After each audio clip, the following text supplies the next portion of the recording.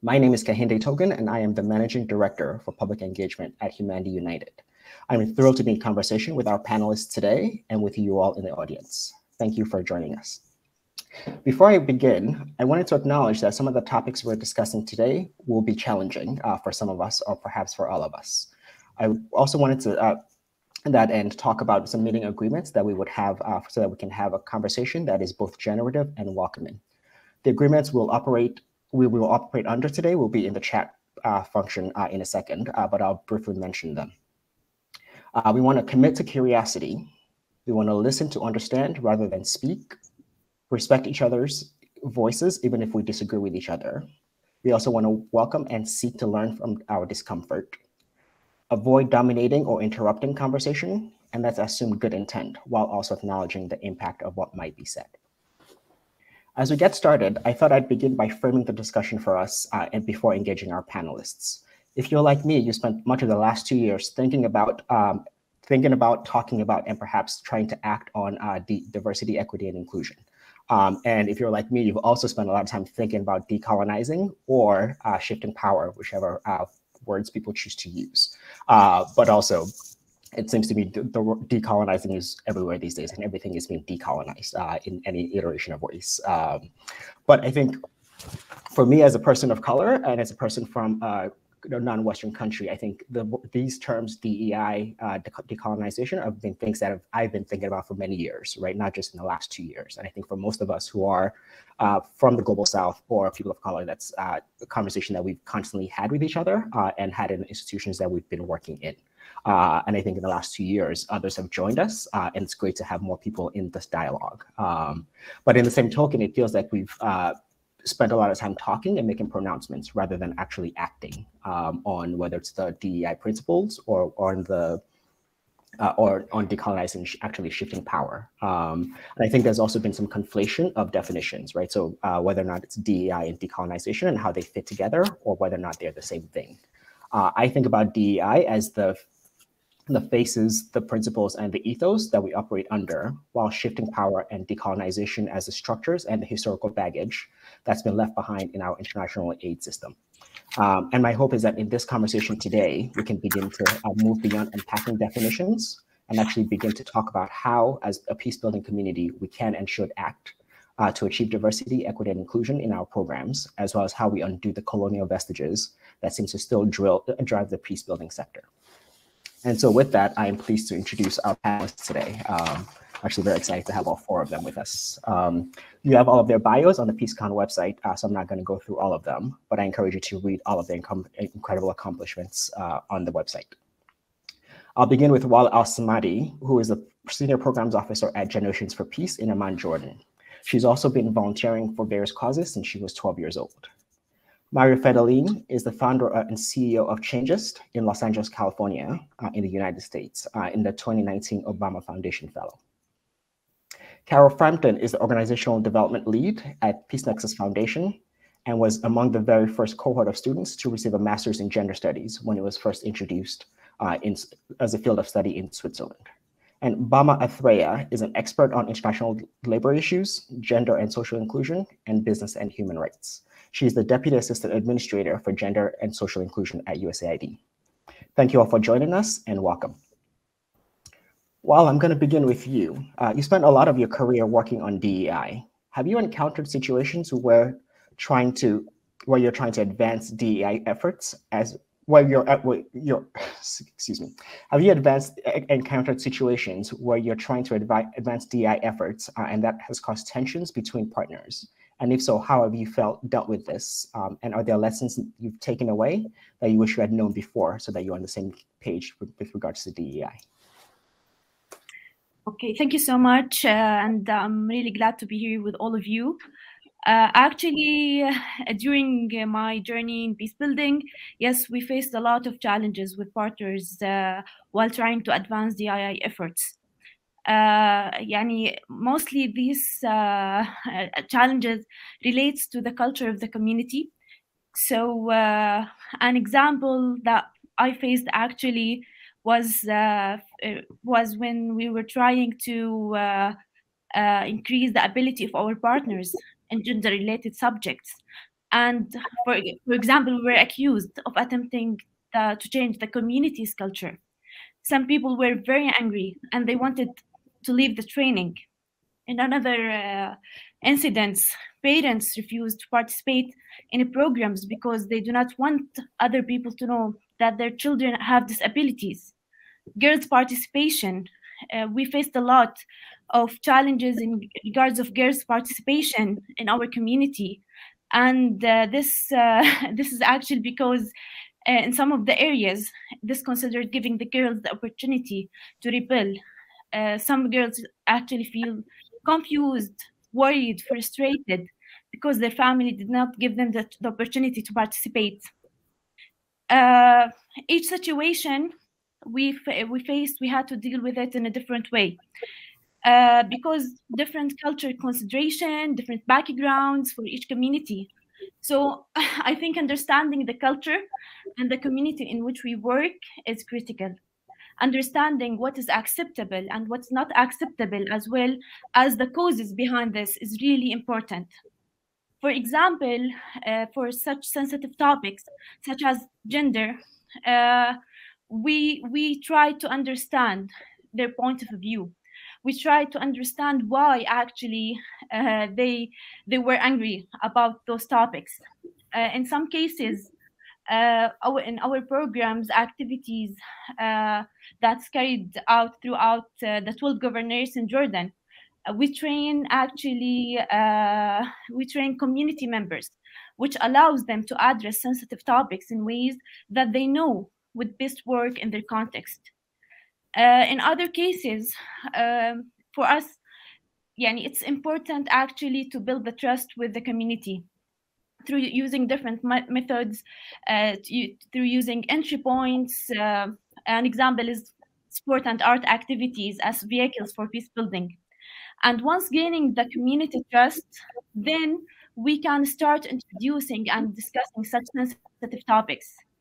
In some communities, topics are addressed in some cases in a less direct, culturally acceptable way that allows for participants to engage in discussions without losing their public face or feeling that they must leave the discussion. And sometimes what we do actually is reaching out to some community key stakeholders and influencers, obtaining their support for those issues we're addressing, who in turn have kind of beneficial impact on the community and on actually the implementation of such programs and in advancing DII efforts. I would say that maybe one of the things that is very successful is actually the coordination with our partners and utilizing their experiences in order to develop a shared understanding of how to activate DII, which will lead to their acceptance of ideas and creating sense of ownership for the work and efforts being undertaken. It's also, for us, it's also important to understand the efforts that have been made or are being made in this field within our communities, as well as what had succeeded and what has failed, and why this was a success or this was a fail. Thank you, Wala. Those are all excellent points in terms of understanding culture, building trust, and also coordinating among partners. I'm not sure if I actually mentioned this at the beginning, so I want to make sure this session is being hosted by USIP in partnership with the Peace Direct and Generations for Peace. So I wanted to acknowledge the folks who got us here. Thank you all, and of course with Alliance for Peace Building. Mario, can I turn to you for a second? I alluded to this in my framing when I talk about how we talk about this work. And I think one of the consequences of the increased focus on DEI is the intellectualizing of it, right? In terms of focusing on definitions and focusing on sort of what we're talking about rather than actually doing what we're talking about. And I wonder how you found to be able to have the conversation so that there's a common language that is shared for us to move forward, but also while being accessible, being actionable, and just what are the ways that you found to be able to do this? Hi, no, I don't know that this is really hard, because I can never say this stupid word, you know, intellectualizing DEI has really led, at least stateside, to the idea that like you could just like have a checkbox, right? Do I have enough people of color? Do I have these people of these genders in these roles? And then you kind of keep moving forward, really not recognizing that like it comes down to the simple reality of like, are my people seen? Do people have a voice in the way that we run our company or our organization? And I think those are the things that you know, kind of putting in the DEIB stuff into this like check boxes for either large corporations, even small organizations, gives people an out. Honestly, it gives people an out to like not have to do the window dressing and then keep moving forward and like nothing to see here. Where, you know, it's much harder, and myself included, because I've run Changeist. I have the benefit of being a founder, so I'm the CEO. I've started this thing. I have the benefit of doing whatever I want, you know, with my staff, and I stumbled a ton. And I think the part where I struggle the most is that the culture is so pervasive that when I started the organization, I didn't understand that I was actually harming folks in my design and building. It was, you know, I was just replicating what I've learned over time. And for a person of color, it was like navigating, code switching. How do I play this game? Understanding the rules of the game and understanding that those rules are kind of stacked against majority of folks or lots of folks.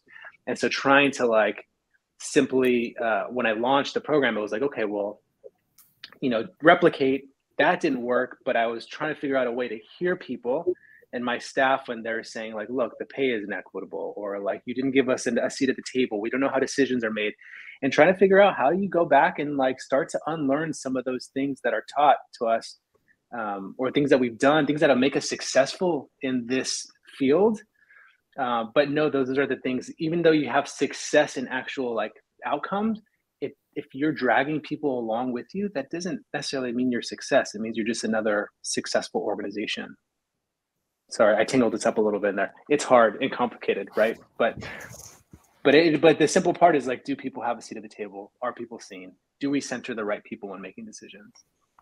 I appreciate that. And I also appreciate you acknowledging that the harm that we ourselves can cause for those of us who are people of color leading organizations. So I think that's an important caveat, point to make there as well. Carol, can I turn to you? Peace Nexus is a funding institution and you lead its organizational development efforts. Can you talk about the work that you've done with organizations to shift power and what some of the factors are that you've seen lead to their success? Yeah, thank you. Thank you, Kehinde. Well, I mean, you can learn about our work by just looking at our website, but if I try to explain it, I mean, we all had at some point the little fridge magnet about being the change that we want to see in the world, and really the same applies to organization, that every policy, every internal structure and process will either contribute to a more participatory, transparent, trust-based partnership with local actors, or on the contrary, undermine the principle that are at the heart of sustainable peace. So that's what we try to accompany our partners with and support. And you cannot have a peace-building organization claim to empower local partners while internally still operating through structures where accountability is understood as only going one way.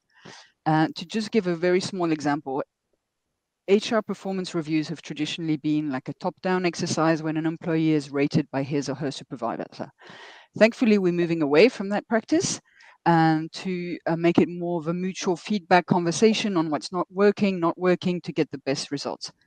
That's great, but that kind of sort of two-way dialogue is not applied across all processes. You don't often see an INGO project manager asking for direct feedback from partners on whether they are being seen, as you say, Mario, culturally appropriate, helpful in the way they're engaging them. Board members rarely ask staff or self-reflect on the way they're playing their role and how that role may have to change. Their responsibility to provide the support the organization needs to achieve its mission, not just to have this kind of supervisory role. You see grassroots organizations holding town hall meetings all the time where they report back to the communities they serve and ask for their priorities. It's much harder to do that when you're a global NGO, and we're doing it better, but we must try a whole way harder. So yeah, every step matters, how the programs get designed, implemented, monitored, managed, governed. And we have to be, as a sector, be ready and willing to be questioned on everything we do, not just the visible programmatic part. We've become used to having to report back on our results on the ground. We need to go much further now. And I think there's still a place for international NGOs to play a bridging role with local actors, giving them access to international funds and policy fora, but this must be informed by context. Like Murray, I'm not that interested in sort of big concepts. Keep things simple. A decolonizing agenda that is yet again defined by the North. I'm also wary of romanticizing local structures that can just as much reproduce and reinforce exclusion. I'm interested in engaging in generative questions on what context requires, what skills and resources are needed, and who's best positioned to provide them. And I'm interested in true co-creation and participation and in organizational structures that embody these values and are sufficiently agile to adapt to the needs and the context. In terms of success factors, there's a group of peacebuilding organizations that engage in a peer learning, both local and international, last year on integrating gender. And you can find the report online. The insights came to on integrating gender applies to all sort of inclusion.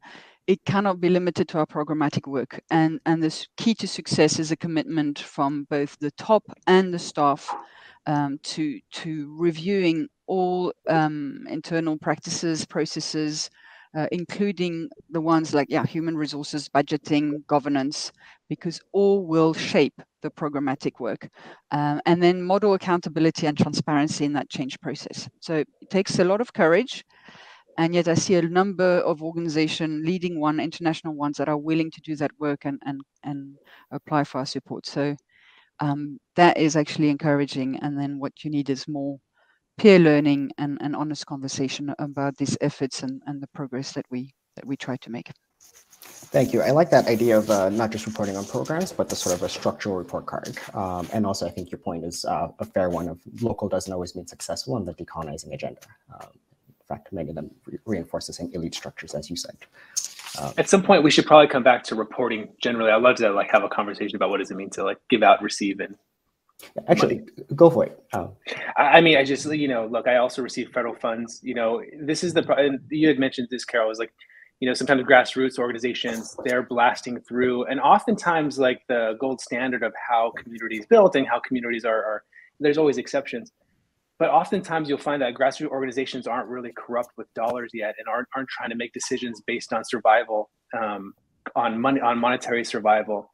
And so once you start to put in the dollars, and this is actually just, I'm thinking about stateside, right? And I don't know how this actually pulls out internationally because that's not my space. But dollars, although necessary and people need to eat and all those sorts of things, it does change the conversation and the tenor of how programs are developed, how money is spent, how people are hired.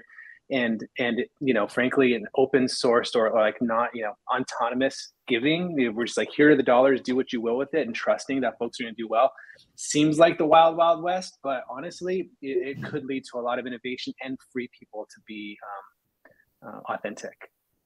But it's for maybe a different, broader conversation too. I don't know. That's a good point. Bama, can I turn to you and ask?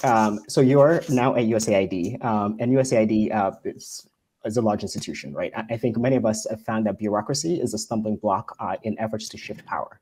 But USAID is also one of the larger and more impactful players in the field of development. And so I'm wondering, what are the ways that the agency is trying to shift its own practices, and how can USAID help create an enabling environment that sets an example for other bilateral funders?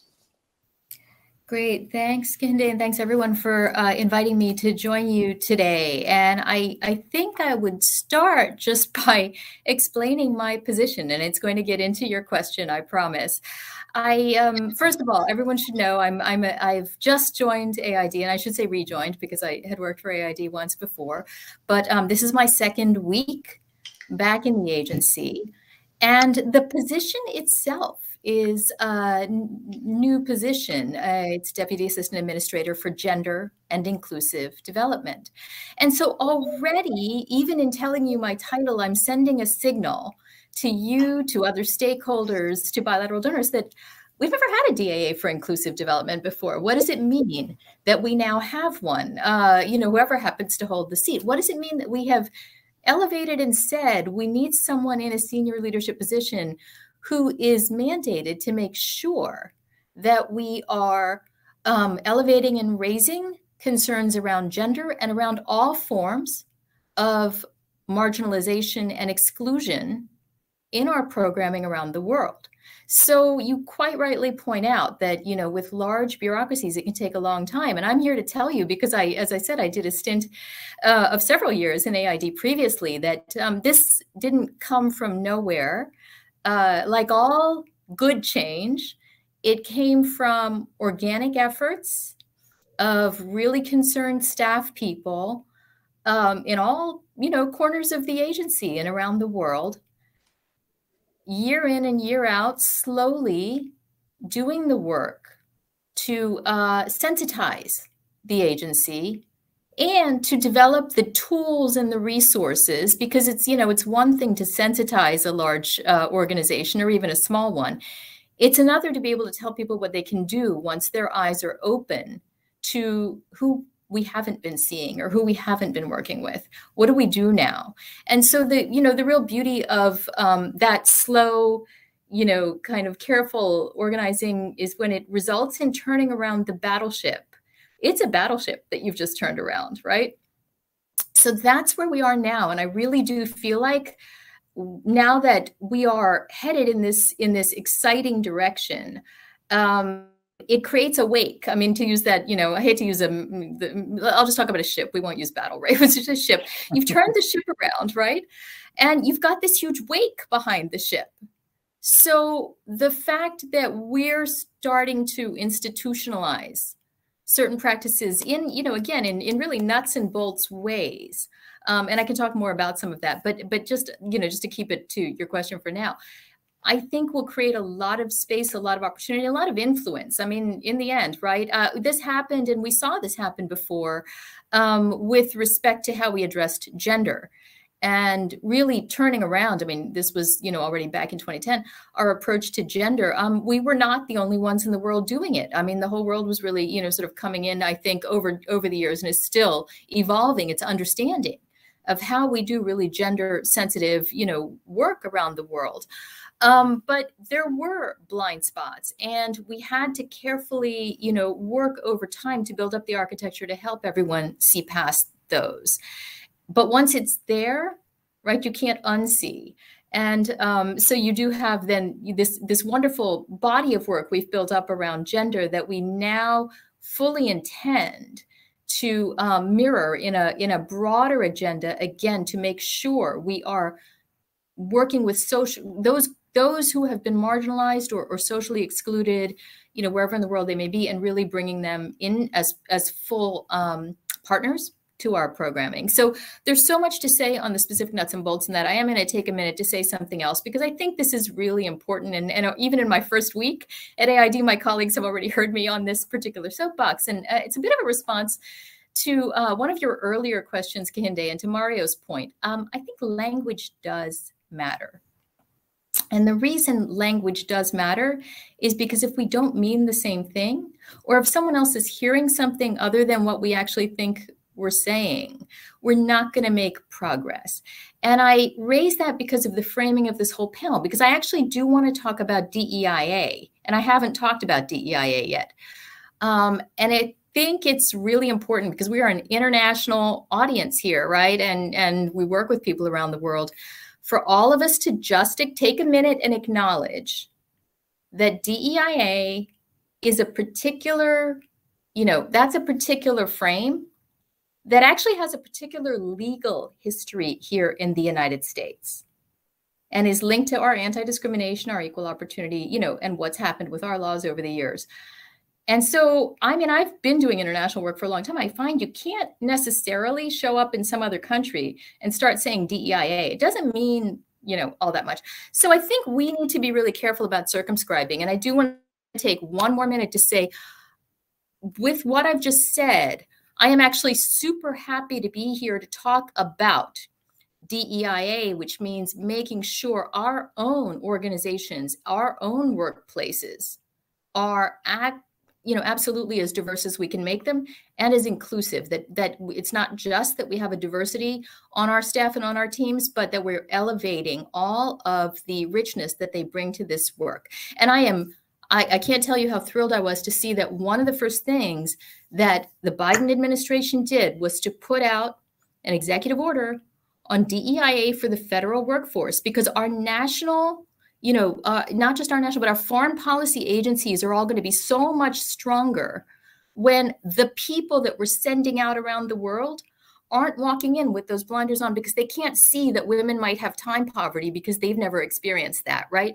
Our people themselves will be people who have had a range of experiences, and those experiences do and will include not always having had things set up for them, not always having had the same opportunities that someone else may have had.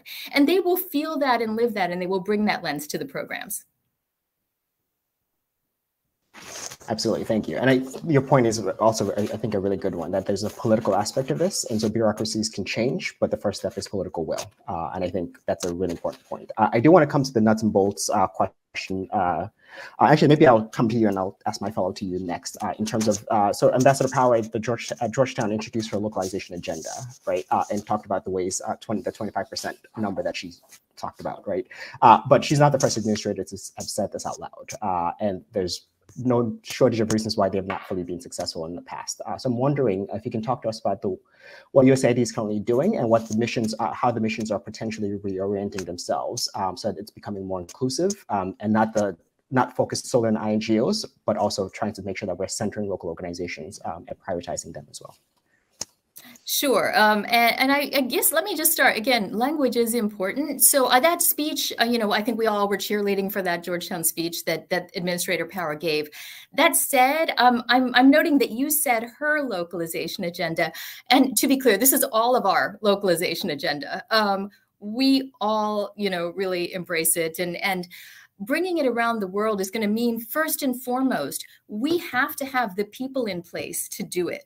Right. And so it can't just be one person's agenda. You cannot get anything done that way. So really the first step is that it's to really sort of develop the mechanisms to roll this out across the agency to our people around the world. Now, people may not know exactly what you're referring to. So just to take a step back and say, well, what does this even mean? I mean, it means that we do want to diversify the partnerships that we have around the world. And we have some pieces in place, but as you've said, I mean, yeah, you all have heard this before. So what's going to be different this time is I think we are going to take careful stock, and we are doing that now. I mean, I'm still catching up myself, being, again, fresh on the job, but we've had some pieces that have been developed over the years. And so the first thing to do is really to understand what needs to be filled in.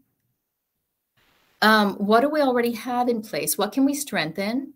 What can we, bring together and synergize? And so the operationalization will be a careful process. There's some great people working on it now. I can't say, well, here it is, but we definitely, I think the speech was a marker of an intention to take a look at what's been done before, look at the failures too, what didn't work and why, and really put forward a robust operational agenda for how we can help our people in our missions do this. But I just to come back to one point, we can't do it without people. We need to have the right people and enough of them, right? Because we can't engage with a much more, rich and diverse range of partners without our own people really being capacitated to do that. That's an excellent point. Carol, can I come to you? Oh, sorry, Maria, go ahead. I was just say, the localization idea, right? It's like this idea of how do we kind of hear and see folks and think about what does it mean to have impact. And going back to the language, from the organizational standpoint, I mean, we have huge problems, right? When it comes to decolonization or we talk about DEIA, if you will. Even in my program, right? I run a youth program for young people all across California. And And what we've chosen to do really started early, and kind of how are we kind of pulling community together? How do we speak about young people with deficient? You know, are we talking about them in ways that like are going to marginalize them further than they already are? So there's like, and because one, it would be much easier for me to raise dollars if I say like this kid's poor and black from this neighborhood, from that, because it's extractive, right? And so you kind of create a narrative to get funding in to then do the work, and that's a problem. So it starts with some of that piece. But then we got to think about too, it's like, how do we look at our own structural organizations and kind of how do we then actually scale?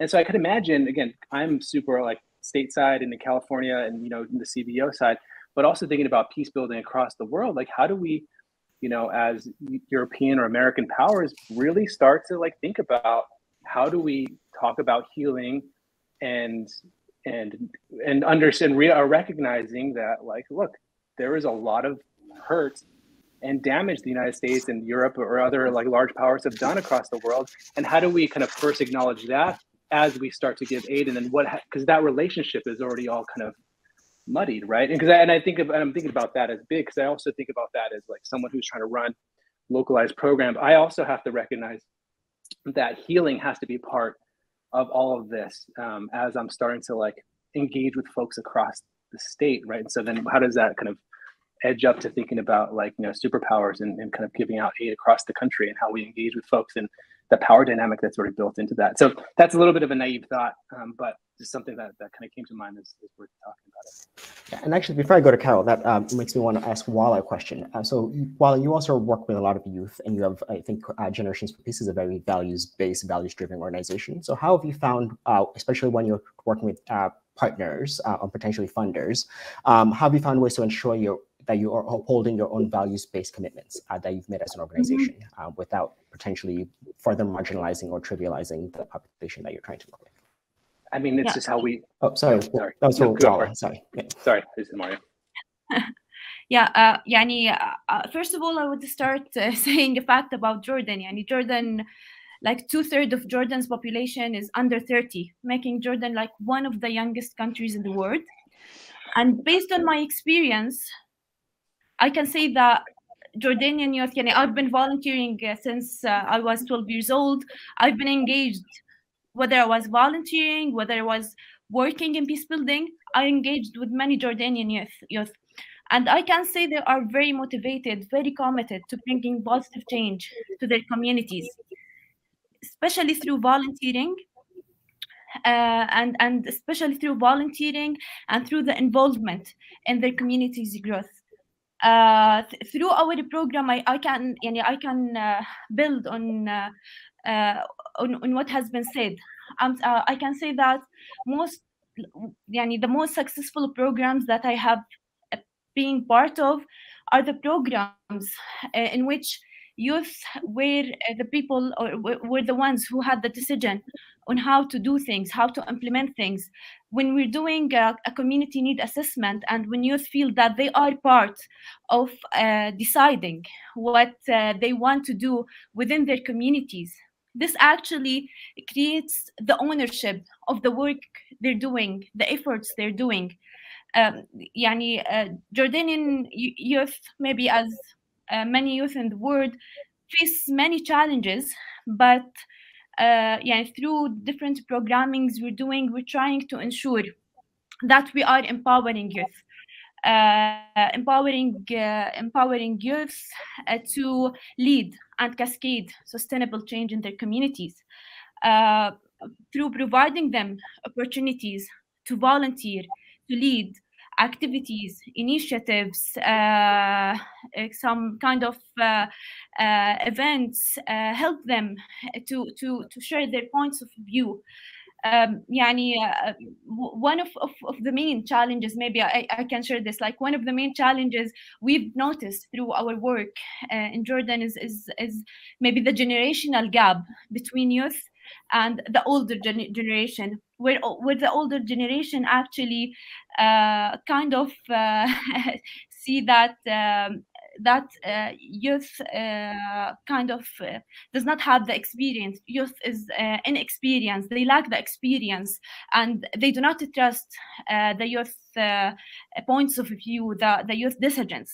So through also our work, we're trying to bridge this generational gap by kind of bringing together the youth and the older generation through the different activities that we do throughout bringing them to implement peace-building activities that ensure that aims to achieve positive change in their community.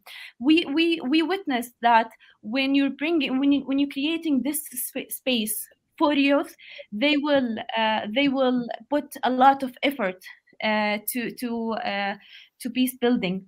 يعني some youth have been working with since 6 years, and they are still working with us, looking for volunteering opportunities to ensure that their efforts are sustained, their efforts are kept, and that the positive change they themselves has witnessed can be cascaded to other youth within the community and to other community members.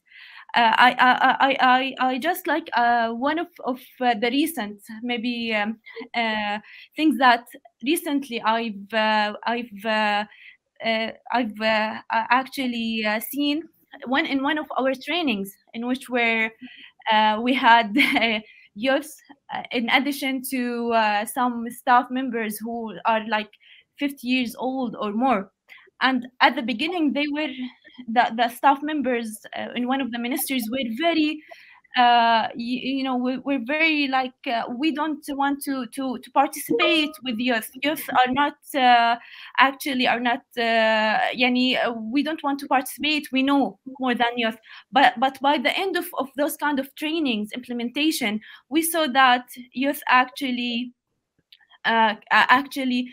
they say that youth actually have good points of view. Youth actually can achieve and can do a lot to peace building. Thank you. And so we're going to turn to audience questions in a few minutes. But before we do that, actually, if I can have, and both Bama and I think actually all four of you have talked about this in some iteration, but if you can be more specific in terms of within your respective organizations or institutions, can you tell us what it is that you're doing to actually advance equity and justice for the people that work for you, not just the people that you serve? Maybe we'll begin with Carol and then go around. Yeah, I mean, now obviously, if you are engaging in this work, you need to start with self.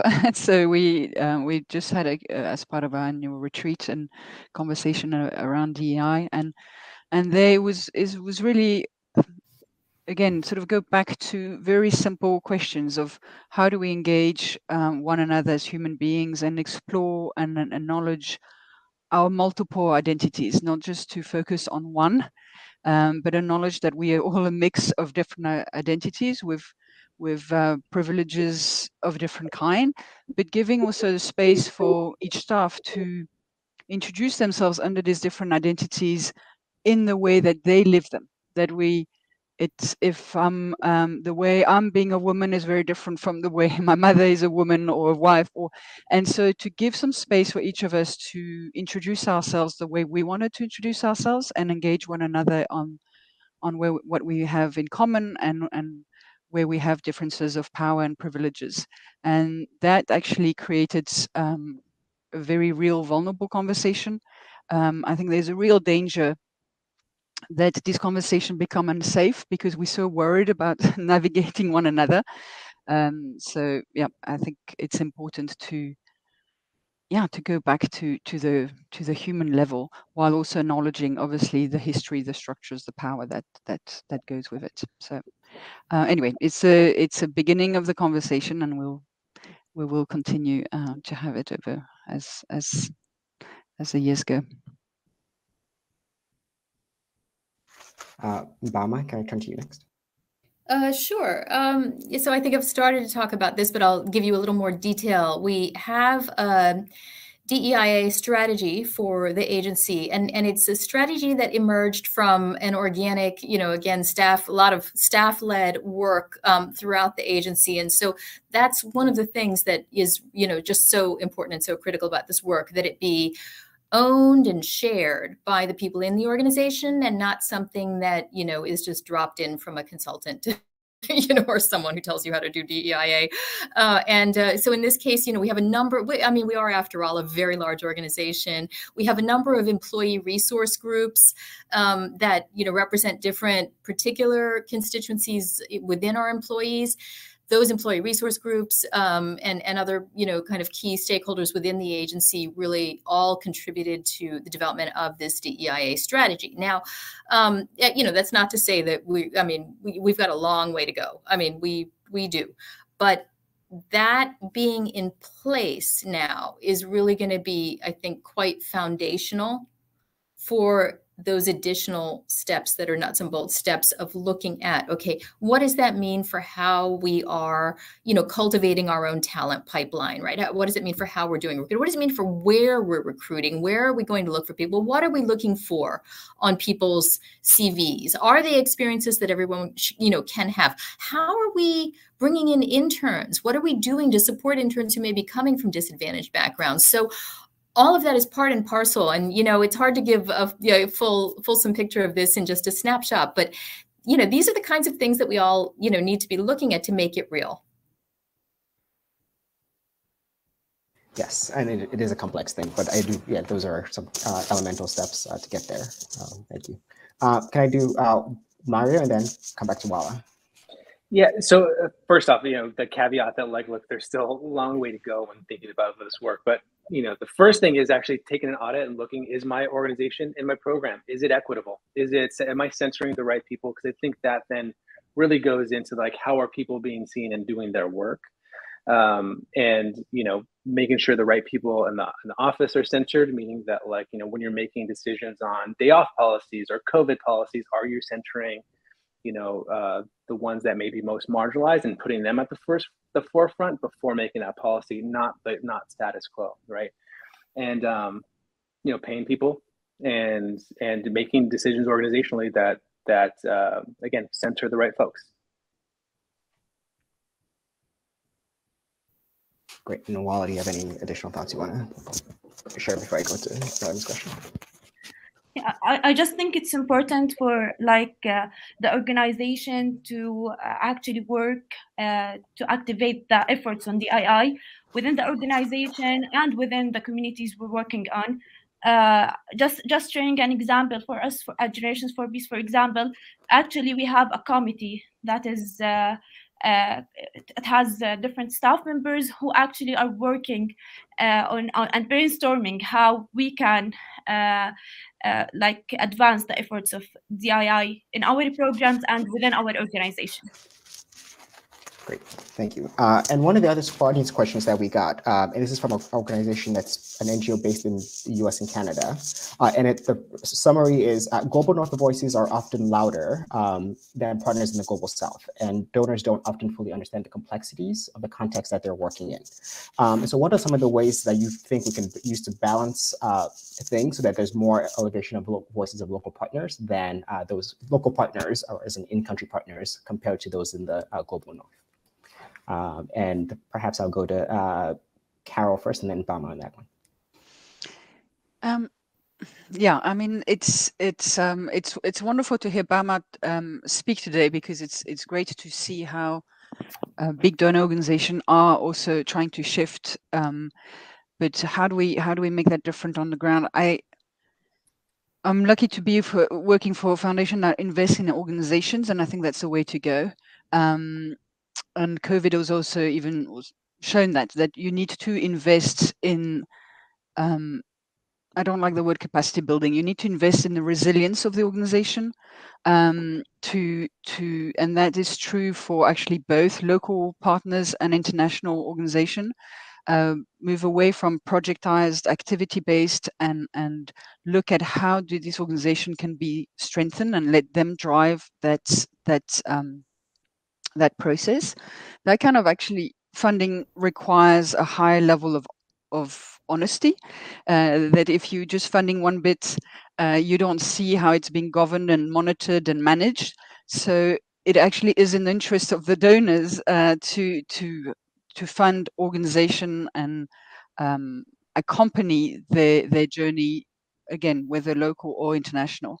And yeah, so there's ways also that then organization can push back and educate donors and say, well, this is how we want to do things. We want to report back to you, but we want to first report back to the communities and then have you as a secondary audience. There's a dialogue possible, so that the needs and the constraints of the big institutional donors are also taken into account. But yeah, it's a dialogue, and it's a growth on both sides. And Bama, can I turn to you for that answer to that question? You started to talk about this a little bit. I think that question's doing a lot of work, so there just is a lot on my mind in response to it. I think one thing is just how do we make ourselves accessible? And on the one hand, I mean, we're amazingly accessible, and on the other hand, we're not. When I say we're amazingly accessible, we have missions around the world, and we have thousands of staff around the world, and many of those staff, in fact, I dare say the majority, are staff that are in country and from the countries, right, where the missions are. And they know the countries, they know the societies, they, have relationships that are in the social fabric of those societies. And we could probably do a better job of tapping into those and really, pulling out and elevating that wonderful local knowledge that we do have and we have had around the world. So that's one part of the answer to the question, I think. I mean, and it does relate to one of my earlier points, which is how do we empower those people? Because that with all the best of intentions, it may just be too hard to access us sometimes, right? So what can we do? And here's where the localization, piece that you asked about comes in. What can we do to make those processes more friendly, more accessible, so that we can genuinely engage with a greater range of partners? And then another piece of it, which we haven't talked about yet, is not about the partners, meaning the funding partners, but it's about the people. And we have some guidance in place, and I think I'm definitely looking forward now to working with our team here to, and around the world to see how do we make that more real. We have a non-discrimination for beneficiaries policy, for instance. Well, that's great. That means that anyone in the world who feels like they're being left out of a program, in principle, has a way to come to us. How do we actually make that meaningful? Because we know that's not, all that easy to do. How do we do more effective consultation with local communities before we even initiate projects? There's some, again, we're not starting from scratch. There is some good practice out there for how to do consultations with again, a range of stakeholders and community groups, and, in different populations. We've done some, we're always learning. And so how do we really, ramp up our game on that? There's a lot more, like I said, but I think I'll stop there. There seems to be a power imbalance, right? I mean, just generally between like large dollar donors and then someone trying to say like, look, this isn't right. I mean, you're walking on this really fine tightrope of like, am I putting the 30 people that I'm employing at risk by by speaking up and saying that we're not seen? Because does the funding get pulled after 2 years because we weren't good partners to work with? I mean, I think those are, and I think that locally, right? Obviously, because I'm in a position generally as I'm raising money and building a program, I'm always in this constant like power imbalance. But if someone's giving $1 million, it's like, this is where money kind of messes up, So how do we all manage that? And particularly in this question between the global north and global south, it's like, can you put that in the system? What is the system? What would a system that allowed folks to be able to speak out without losing financing? What would that look like? Is that possible, or do they exist and they're just not accessible? I mean, that's a naive question I have when it comes down to it. But. Yeah, no, I mean, and honestly, and this is just my personal view here, since I have just come back to AID, but I was in the foundation sector for 2 years before coming back to USAID. This isn't just about, big bilateral donors. This is also about the overall philanthropic world. Yeah, and sitting in my seat at Humanities United, I can definitely agree with that. I think that there's, we all have a role to play, and not all of us are. We're not always good at what we should be doing, for sure. I know there are a ton more questions in the chat box, but we want to have time for a breakout session, so I'm going to transition us to that for a second. And we're also going to stop the recording at this point. So thank you for my tech colleagues